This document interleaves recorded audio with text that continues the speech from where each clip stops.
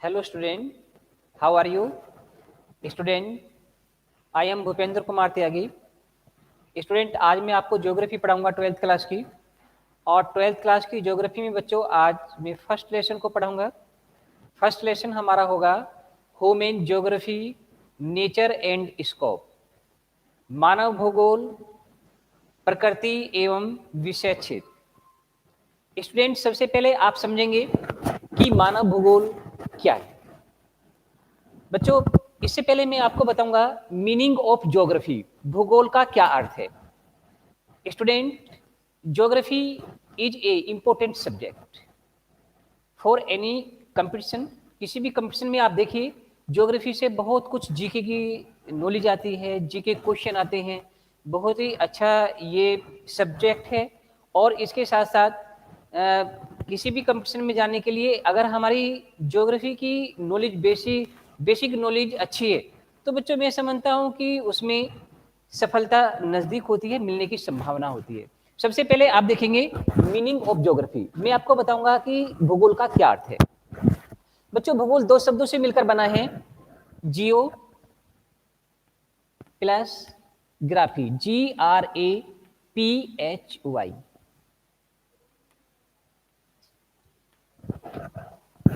जियो plus graphy. Student, जियो का अर्थ होता है अर्थ, EARTH, और ग्राफी का मतलब होता है गोल, GOAL। गोल को बच्चों हम स्टडी भी लिखते हैं, STUDY। अब आप देखेंगे geo plus graphy. Geo means earth और ग्राफी का मतलब होता है गोल, GOAL। स्टडी भी इसको लिखते हैं, अर्थात अर्थ प्लस गोल। इसका मतलब हुआ कि पृथ्वी से संबंधित जो भी अध्ययन जिस विषय में हम करते हैं उसे भूगोल कहा जाता है। इसे पूरा मिला के बनता है बच्चों जियोग्राफी, GEOGRAPHY।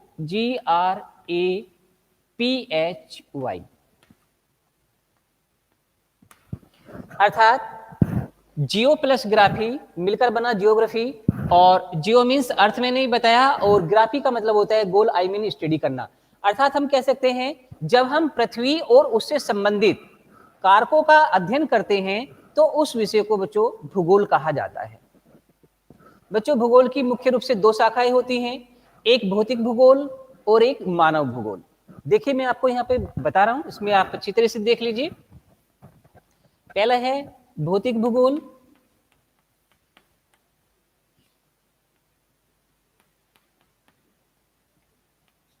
और सेकंड है मानव भूगोल।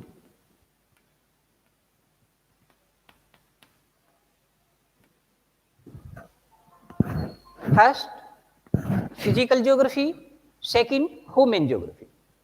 बच्चों, भौतिक भूगोल में हम उन चीजों का अध्ययन करते हैं, उन कारकों का अध्ययन करते हैं जो भौतिक से संबंधित है, अर्थात जो गॉड गिफ्ट है। जैसे माउंटेन के बारे में हम स्टडी करते हैं, प्लेट्यू के बारे में स्टडी करते हैं, रिवर के बारे में स्टडी करते हैं, डेजर्ट के बारे में स्टडी करते हैं।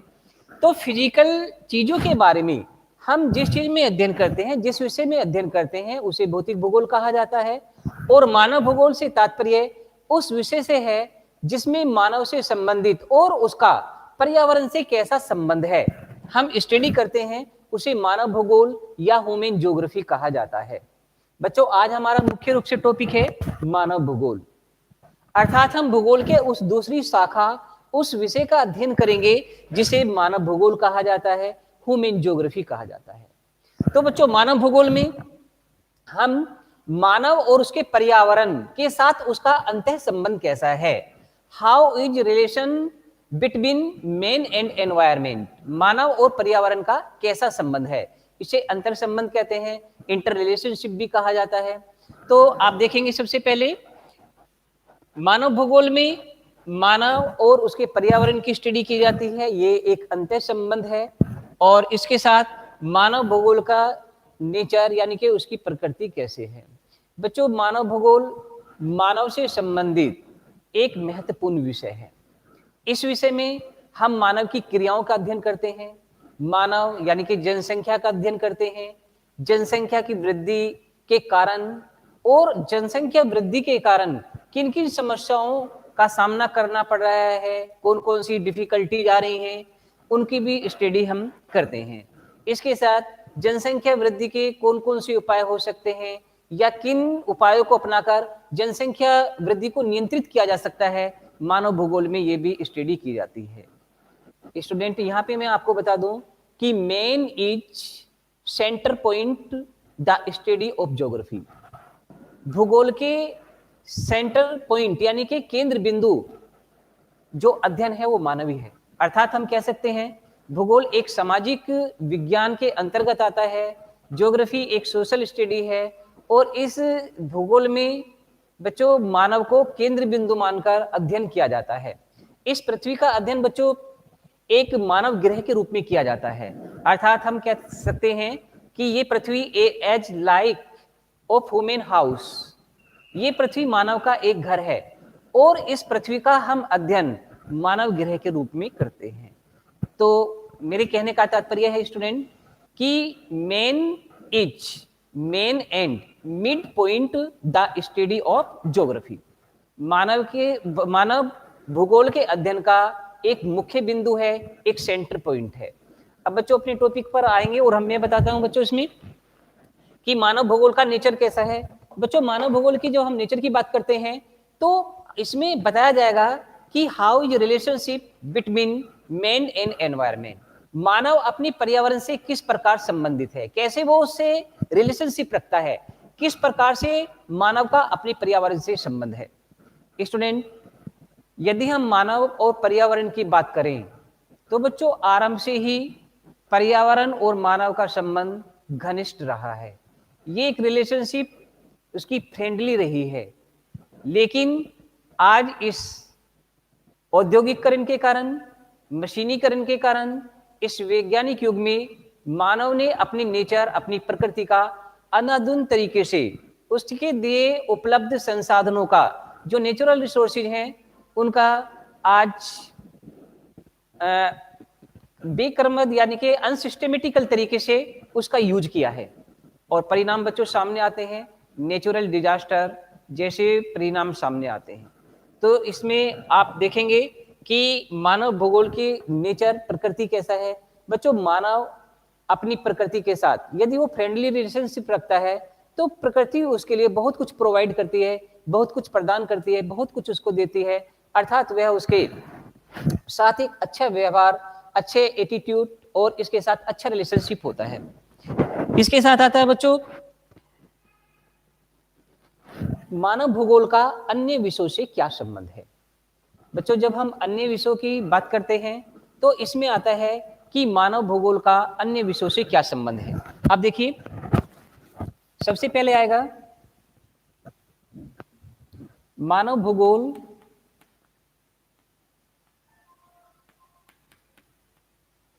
एवं कृषि भूगोल।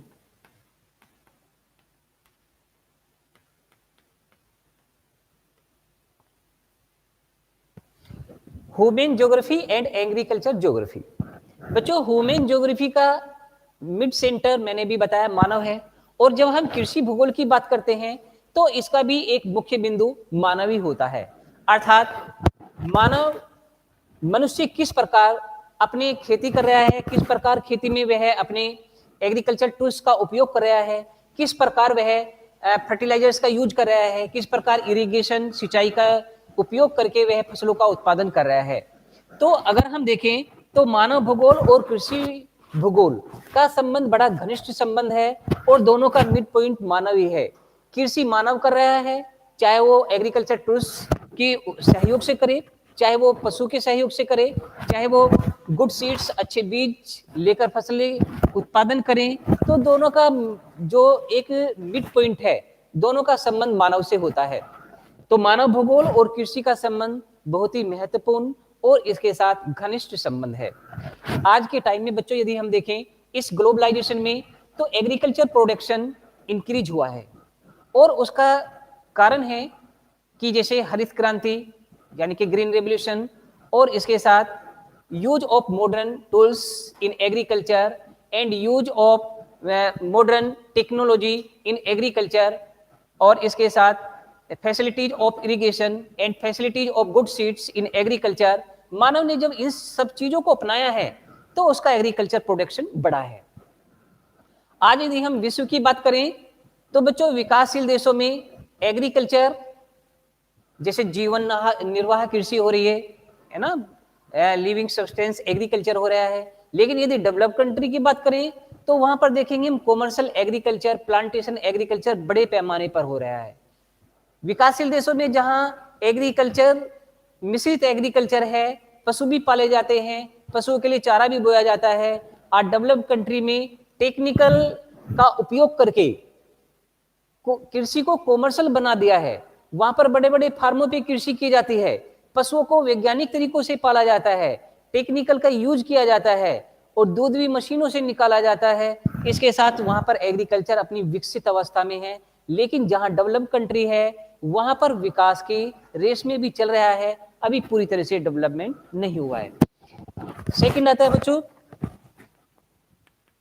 मानव भूगोल एवं आर्थिक भूगोल।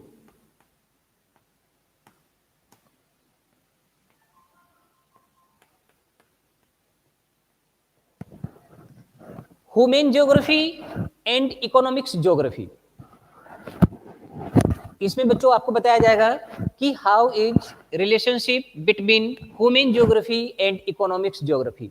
बच्चों यदि हम देखें तो मानव भूगोल और आर्थिक भूगोल इन दोनों का विषय क्षेत्र लगभग एक जैसा है। मानव भूगोल में हम मानव के विषय में पढ़ाते हैं, मानव के विषय में जानकारी देते हैं, मानव के विषय में आपको स्टडी कराते हैं। और आर्थिक भूगोल में मानव की आर्थिक क्रियाओं का अध्ययन किया जाता है। अब आप कहेंगे कि आर्थिक क्रियाएं क्या होती हैं? बच्चों इकोनॉमिक्स एक्टिविटीज या आर्थिक क्रियाएं वो क्रियाएं होती हैं जिनको करने से मानव को कुछ आय प्राप्त होती है और उस आय से वह अपना और अपने परिवार का जीवन निर्वाह करता है। वह आय उसे चाहे नगद पैसों के रूप में, रुपए के रूप में मिल रही है, चाहे वो उसे पुरस्कार के रूप में मिल रही है। तो जिस कार्य को करने से मानव की इनकम होती है, आय होती है, उस आय को हम बच्चों आमदनी के रूप में देखते हैं और उससे अपना जीवन निर्वाह करते हैं। उसे स्टडी करने वाले सब्जेक्ट को इकोनॉमिक्स ज्योग्राफी के नाम से जाना जाता है। अर्थात यहां भी हम मानव भूगोल में मानव की बात कर रहे हैं और आर्थिक भूगोल में हम आर्थिक मानव की बात कर रहे हैं।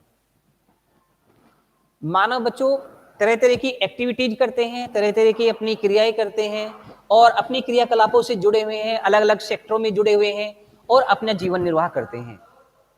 मुख्य रूप से बच्चों यहां मैं आपको आर्थिक भूगोल के अंतर्गत पढ़ाऊंगा कि मानव की कौन कौन सी एक्टिविटीज हैं।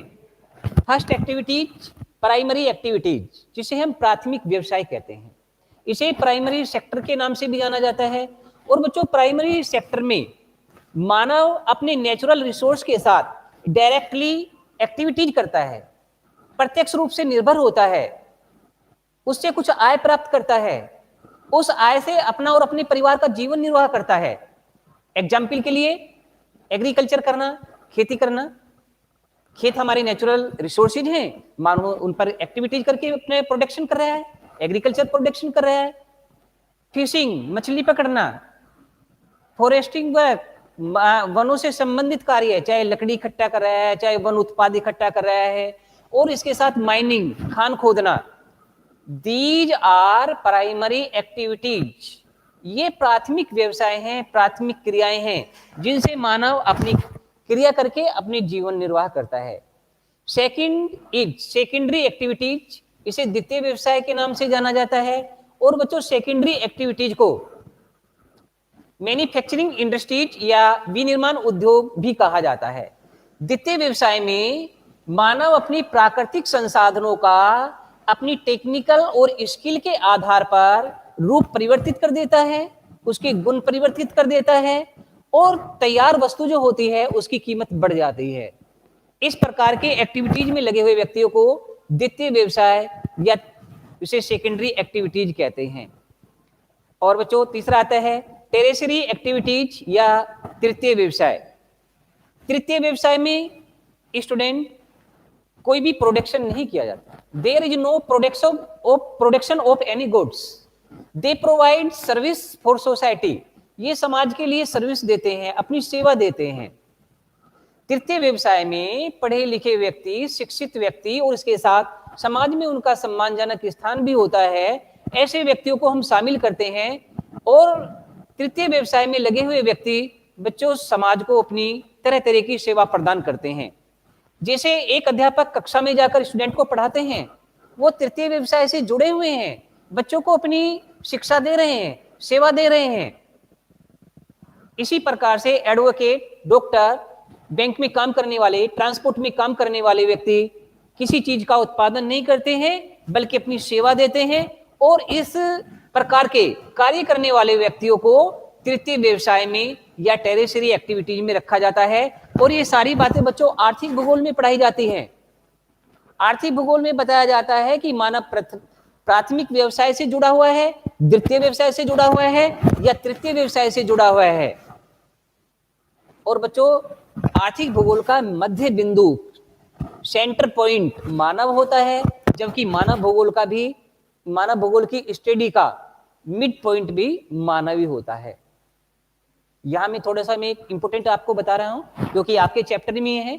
ये प्राइमरी एक्टिविटीज, सेकेंडरी एक्टिविटीज और टेरिशरी एक्टिविटीज, क्वेटरनरी एक्टिविटीज चैप्टर है बच्चों। ये प्राथमिक व्यवसाय में काम करने वाले व्यक्तियों को लाल कॉलर श्रमिक के नाम से जाना जाता है, जबकि द्वितीय व्यवसाय में जुड़े हुए व्यक्तियों को ब्लू कॉलर या नीले कॉलर के श्रमिक के नाम से जाना जाता है। और तृतीय व्यवसाय में जो व्यक्ति काम करता है, जो अपनी सेवा प्रदान करता है, बच्चों से व्हाइट कॉलर या सफेद कॉलर व्यक्तियों के नाम से जाना जाता है। क्वार्टरनरी जो चतुर्थ श्रेणी में आते हैं या क्वार्टरनरी एक्टिविटीज में होते हैं बच्चों, उन्हें हम पिंक कॉलर के नाम से जानते हैं। एक और है इसके बाद जिसे पंचम क्रिया कहते हैं बच्चों, ये लास्ट के, इसे गोल्डन कॉलर व्यक्तियों के नाम से जाना जाता है। तो इस प्रकार ये आर्थिक भूगोल के विषय में मैंने आपको बताया। इसके बाद आता है बच्चों निश्चयवाद। निश्चयवाद का मतलब होता है डिटरमाइन। और बच्चों निश्चयवाद एक ऐसी विचारधारा है जो प्राचीन विचारधारा है और भूगोल की महत्वपूर्ण विचारधारा है। निश्चयवाद में कहा गया कि man is servant of nature, मानव अपनी प्रकृति का दास है, या कह दीजिए कि मानव अपनी प्रकृति का सेवक है। नेचर जैसा चाहती है उसको करना होता है। ये प्राचीन विचारधारा है बच्चों, एसेंट थिंकिंग है, थ्योरीज है, क्योंकि उस समय टेक्निकल का विकास नहीं हो पाया था, उस समय अच्छे तकनीकी ज्ञान का विकास नहीं हो पाया। नेचर ने जो किया मानव उसी के अनुसार कार्य करता था। जैसे बादल फटते थे, वो नहीं जानता था कैसे फटते हैं, डर जाता था। बिजली की गड़गड़ाहट से डरता था। नदी अगर बह रही है, बाढ़ आती तो बह जाता था, लेकिन उसके ऊपर पुल बनाने की टेक्निकल उसके पास नहीं थी। तो इस प्रकार की विचारधारा को निश्चयवाद कहा जाता है। और इस प्रकार की विचारधारा में बच्चों चर्चिल, एनी सैम्पल्स और रेटजल जैसे भूगोलवेताओं ने अपना थिंकिंग दी है, अपने विचार दिए हैं, और उन्होंने बताया कि man is servant of the nature, मानव अपनी प्रकृति का दास है, अपनी प्रकृति का सेवक है। लेकिन जैसे जैसे टेक्निकल का विकास हुआ, जैसे जैसे मानव का ज्ञान बढ़ा, उसने नेचर के द्वारा दी गई चैलेंज को स्वीकार किया और उसके अनुसार उसने जो चैलेंज हैं उनको सोल्व करना आरंभ कर दिया। जैसे रिवर में पहले बाढ़ आती थी, अब उसने क्या किया, पुल बनाया और बांध बनाकर, डैम बनाकर उसको थोड़ा कंट्रोल किया। नेचर ने बड़े बड़े पहाड़ दिए, मानव ने सुरंग बनाकर उसमें रास्ता बना लिया। मानव ने ऊंची ऊंची पहाड़ियां, ऊंचे ऊंचे पहाड़ जिनको पार करना संभव था, मानव ने हवाई जहाज का आविष्कार किया और उसके ऊपर से उतर गया। अब थिंकिंग आई कि man is not servant of nature but man is winner of nature. मानव तो अपनी प्रकृति का विजेता है, दास नहीं है। क्योंकि जो प्रकृति ने हमें चैलेंज दिया, हमने उसको दूर कर लिया। और उसने इस युग में आकर बच्चों नेचर की बहुत सारी चीजों का अंधाधुंध से उपयोग किया है और उसका रिजल्ट आया कि नेचर ने भी बहुत सारी समस्याएं मानव के सामने रखी। तो इस प्रकार ये संभववाद जिसको बिडाल डी लाब्लास भूगोलवेताओं ने, बिडाल डी लाब्लास जो एक ज्योग्राफर थे, उन्होंने इसको थ्योरी को आगे बढ़ाया और उन्होंने बताया, ये इसके थ्योरी को इन्होंने लिखा है संभववाद के नाम से।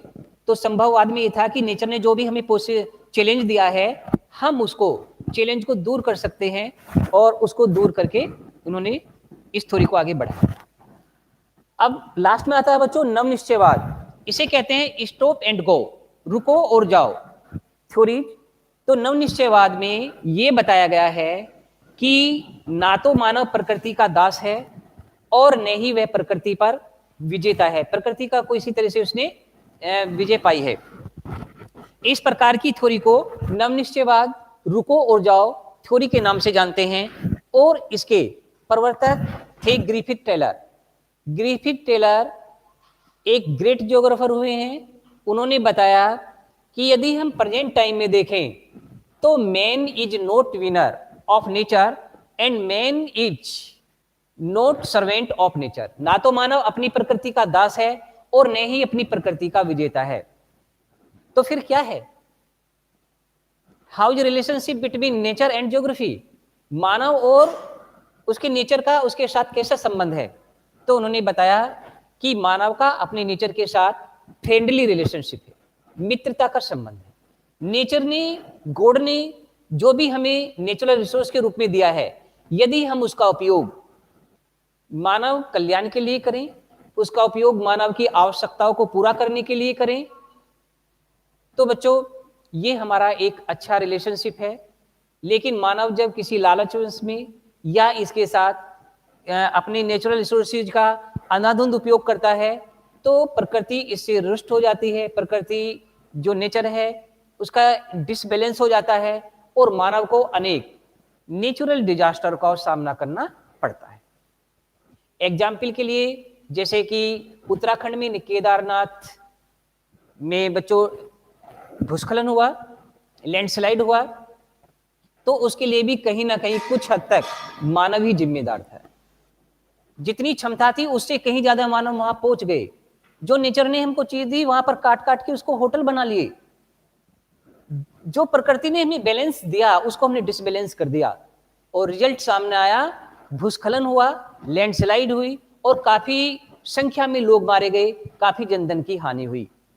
तो एट ए लास्ट बच्चों मैं आपको बताना चाहूंगा the relationship of man and nature is friendly. ये एक मित्रता का संबंध है और इसे हमें बहुत अच्छी तरीके से, बहुत सोच समझकर, अपनी स्किल के आधार पर, अपनी टेक्निकल के आधार पर इस प्रकार के संबंध को लेके चलना है। Okay, that's all right.